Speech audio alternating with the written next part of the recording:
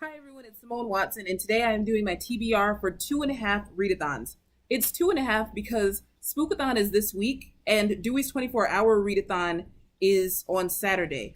But then next week, from the 22nd through the 28th, Mercedes from Mercy's Bookish Musings is going to host the Autumn Readathon, which sounds really like a lot of fun to me. However, if I read for the Autumn Readathon, I'm gonna try and fit my whole TBR on like Sunday through Tuesday, because then Wednesday is when the Fuel Your Brain Readathon starts, which I'm hosting. So, but it could happen because you can double up on the challenges for the Autumn Readathon. So, thumbs up. Okay, so for Spookathon, first off, I am currently reading the entire Forget Tomorrow trilogy by Pentip Dunn, and it just occurred to me yesterday that the first book, Forget Tomorrow, counts for 2 of the Spookathon challenges. The other 2 books might count, but I don't know what they're. I'm trying not to read their synopses, so that's yeah. But this one definitely counts for the two challenges of a book with a spooky setting and a book based on a childhood fear. This book, Forget Tomorrow, is about a girl who lives in a society where when you turn 17, you get a memory sent to you from your future self to tell you like what you're going to be in the future. And her future memory shows her killing her little sister, which she's horrified at, of course, because she loves her little sister and can't imagine doing anything like that. But then she gets arrested because in this world, if your memory shows you committing a crime in the future, you get arrested. So she goes to this prison that's kind of under slash in a science lab, and the prison is spooky. It's a spooky setting. The science lab is kind of a spooky setting too, and this counts as a childhood fear for me because when I was in preschool, we had to take naps, and I once had during a nap I had a dream that my sister died, and it scared me so much that I didn't want to take naps at my preschool for like a while, and I ended up getting in trouble for it. But it ended up happily because my mom agreed that she would like pick me up before nap time, which you were allowed to do back then. So I think this counts as a childhood fear because, of course, the thought of my sister dying really scared me. So there you go. Then we have the challenge of a book with orange on the cover, and for this, I am planning to read Crossover by Kwame Alexander, which is a book, a middle grade novel in verse about 2 brothers who love to play basketball. So it sounds pretty exciting. And then you have a book with a spooky word in the title. For that, I've chosen The Color of Fear by Marcia Muller. And fear is the spooky word. And this is about a detective named Sharon. And her father is native. He is Shoshone. And he is attacked in a racially motivated, violent attack and ends up in a coma.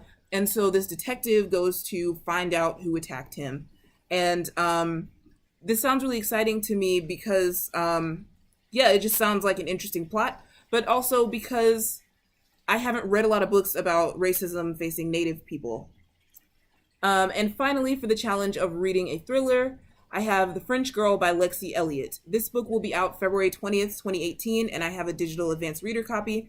And it's about these 6 friends who, in college, they go like to a farmhouse on vacation, and then they meet a French woman named Severine. And something bad happens. We don't know what it is from the synopsis, but something bad.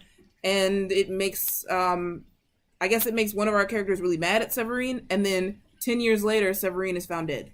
So, I don't know. It just sounds really interesting to me. So that is the whole TBR for Spookathon. On Saturday, for the 24-hour readathon, I'm likely to use that as an opportunity to finish any unfinished books from Spookathon. But other than that, I might use it to finish a book that I started in September, and that is Once and For All by Sarah Dessen. I am 2/3 of the way through this book, but I paused on it partly because I was busy, but also because something sad happened. A sad current event happened, and it there's something in the book that reminds me of that, something that's like really important in the book. So I don't want to tell you guys what it is, but that's why I've paused that book. But I may just pick it up again on Saturday. And there's one more book I might read for the 24-hour readathon that is not for Spookathon, and that is The Girl Who Never Read Noam Chomsky by Yana or Jana Kasali. And that is about a girl who in college has a conversation with a guy, and it makes her want to read Noam Chomsky. So she buys a Noam Chomsky book, but then it just sits on the shelf for a very long time. And so this interests me because, and after that it talks about like other incidents in her life. And kind of, I guess, the theme of it, according to the synopsis, is like that things don't always go as planned, but can still turn out can turn out really well. And so, yeah, I have a book by Noam Chomsky that I haven't read, and I'm not even actually sure where it is right now. So I've read a few pages, but it's really dense and hard to understand. Noam Chomsky is a linguist. He also writes about politics, and he's really cool and is a pioneer in linguistics for a theory called nativism, which is the theory that language as a process is something that is innate in the human mind, as opposed to being a learned behavior. So it is a linguistic part of like a nature versus nurture thing, you know what I mean? And so it's pretty interesting. And you know, his is the nature, his side is the nurture part, and then there's behaviorism, which is the nurture part. Okay, so after that is the autumn readathon, and again, I would like to fit my entire TBR on those 3 days of Sunday through Tuesday, and so because of that, I have chosen one book to fit 3 of the challenges. So there are 4 main challenges in the autumn readathon, which are read a spooky or gothic novel, read an autumnal nonfiction book, read a book set in a cold country, and read a historical fiction novel. So this is Spindlefire by Lexa Hillier. I think that I'm allowed to count this for 3 of those 4 challenges. I know you're allowed to overlap for challenges. The thing I'm not sure of is if this counts as historical fiction. It does take place in the 14th century, but it is fantasy, and I'm not sure if a book has to be realistic in order to be called historical fiction, but I don't think so. So I'm pretty sure you can count this as historical fiction. Again, it is a fantasy taking place in the 14th century. It is a retelling of Sleeping Beauty, and it takes place in a cold country, I'm pretty sure, because it mentions snow. I also have a backup plan for 2 of those challenges, for the cold country and the spooky book, and this is Idaho by Emily Ruskovich, which is about this married couple. The husband was married before, and his 2 daughters died in a tragic accident, and after that, he and his wife just really had a hard time, and so they had a hard time in their marriage, so they got divorced. And now the husband's new wife, his current wife, his second wife, his current wife, she wants to know more about what happened back then, but he won't talk about it, and he is starting to have psychological problems, causing memory lapses and causing him to do unpredictable things, and sometimes he'll do something that is illogical, and possibly even violent, and then not remember it later. I am not sure what psychological illness he may be. I'm not sure what he is struggling with, but it is a mental illness. And I'm pretty sure some spooky stuff happens in this book. I read a little bit of it a while ago, and it felt spooky.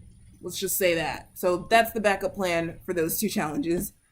And then the 4th main challenge, or the other main challenge, is an autumnal nonfiction book. And so for this, I have chosen Alone on the Ice by David Roberts. This is about a man who gets lost in this really cold place in January 1913, and it's a true story. I actually can't remember where the place is that he is lost, so I'm sorry, but I will put that in the description. I really have blanked on that right now. And then there are 2 bonus challenges. So the first bonus challenge is to read a short story collection. For that, I have picked there are 2 options. Something Rich and Strange by Ron Rash, and that is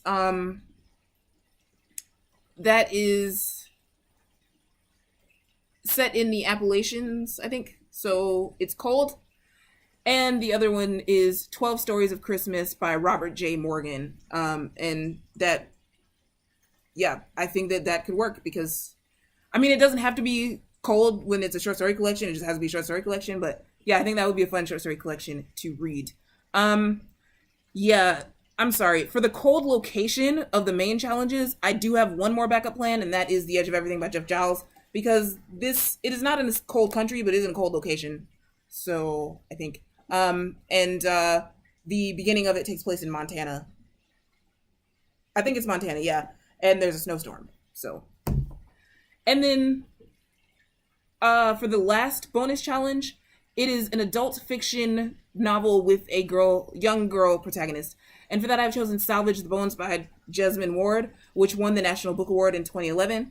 And it's about a young girl. She's 14 and she's pregnant, and her family is very, very poor. And they are, this is in the days leading up to Hurricane Katrina, and they live in Bois Sauvage, Mississippi, which is going to get hit by Hurricane Katrina. So that just sounds really, really interesting to me. Okay, so that is the end of my TBR. I am sorry for kind of jumping back around and being slightly out of order about it, but yeah, there we go. So please let me know if you plan to participate in any of these readathons, and let me know if you have read any of these books and what you thought of them. I would love to know your thoughts in the comments. So thank you so much for watching, and I will see you soon. Bye.